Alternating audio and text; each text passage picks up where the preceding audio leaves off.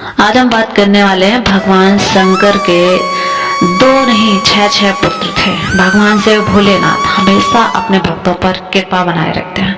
भगवान शिव के साथ उनके पुत्र कार्तिकेय और गणेश भी। भगवान शिव भोलेनाथ हमेशा सबकी रक्षा करते हैं और बहुत ही भोले भाले माने जाते हैं। सभी लोगों के ज़्यादातर प्रसिद्ध और इष्ट देव भगवान शिव रहते ही हैं। भगवान शिव के कार्तिकेय और गणेश दो पुत्र तो सभी लोग जानते ही हैं। इसके अलावा भी उनके 4 अन्य पुत्र हुए हैं। इस प्रकार शिव के 2 नहीं वरना 6 पुत्र हुए हैं। आइए जानते हैं इन 6 पुत्रों का जन्म कैसे हुआ और क्या है। नंबर 1 पे आते हैं गणेश। भगवान शिव की पहली पत्नी सती थी जो आग में जलकर भस्म हो गई थी। उन्हें सती ने जब दूसरा जन्म पार्वती के रूप में लिया तब उन्होंने भगवान शिव को प्राप्त करने के लिए तपस्या की। शिव जी प्रसन्न होकर उनकी मनोकामना पूर्ण की और उनसे विवाह किया।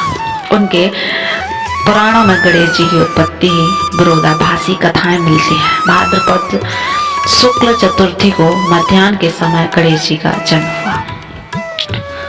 तो पहली कथा है, एक कथा के अनुसार शनि की दृष्टि पड़ने से शिशु गणेश का सिर जलकर भस्म हो गया। इस पर दुखी पार्वती से ब्रह्मा ने कहा जिसका सिर सर्वप्रथम मिले उसे गणेश के सिर पर लगा दो। पहला सिर हाथी के बच्चे का मिला और गणेश पर लगा दिया गया। दूसरी कथा के अनुसार गणेश को द्वार पर बिठाकर पार्वती जी स्नान करने लगती हैं। इतने में शिव आ जाते हैं और पार्वती के भवन में प्रवेश करने लगे। गणेश ने जब उन्हें रोका तो शिव ने उनका सिर काट दिया और फिर वही एक बच्चे का, हाथी के बच्चे का सिर उठाकर गणेश जी को लगा दिया गया। तो ये थी उनकी 2 कथाएं। आखिरकार कैसे हुए गणेश जी का। तो अब दूसरी पुत्र की बात कर लेते हैं, कार्तिकेय। कार्तिकेय के भी शिव के दूसरे पुत्र कार्तिकेय का सुब्रमण्यम, मुरुगन और स्कंद भी कहा जाता है। उनके जन्म की कथा भी विचित्र है। कार्तिकेय की पूजा मुख्यतः दक्षिण भारत में होती है। अरब में यजीदी जाति के लोग भी उन्हें पूजते हैं। ये उनके प्रमुख देवता है। उत्तरी ध्रुव में निकटवर्ती प्रदेश उत्तर कुरु के क्षेत्र विषय में इन्होंने स्कंद नाम से शासन किया था। इनके नाम पर ही स्कंद पुराण भी है।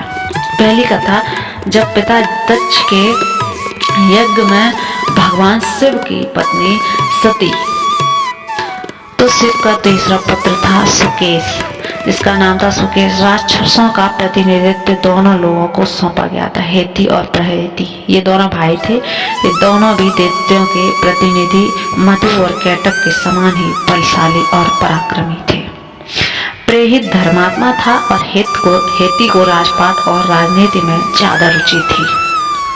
इनके चौथे पुत्र का नाम था जलंधर, जिसका नाम था जलंधर। जलंधर शिव का सबसे बड़ा दुश्मन था। श्रीमद देवी भगवान पुराण के अनुसार जलंधर असुर शिव का अंश था, लेकिन उसको इसका पता नहीं थी कि जलंधर बहुत ही शक्तिशाली असुर था। इंद्र को पराजित कर जलंधर तीनों लोगों का स्वामी बन बैठा था। यमराज खुद उससे डरते थे। वहीं शिव जी का 5वां पुत्र था अयप्पा। भगवान अयप्पा के पिता शिव और माता मोहिनी हैं। विष्णु का मोहिनी रूप देखकर भगवान शिव को वीरपात हो गया था। उनके वीर को पाल कहा गया और उनके वीर से बाद में सस्तभ नामक पुत्र का जन्म हुआ था।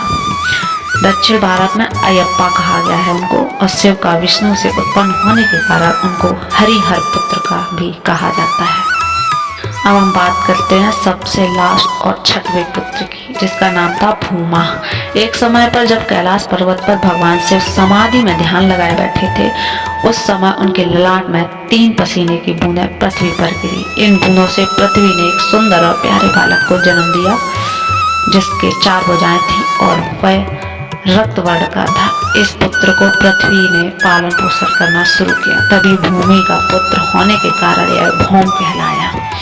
कुछ बड़ा होने पर मंगल काशी पहुंचा और भगवान शिव की कड़ी तपस्या की। तब भगवान शिव ने प्रसन्न होकर उसे मंगल लोक प्रदान किया। तो ये थे भगवान शिव के 6 पुत्र।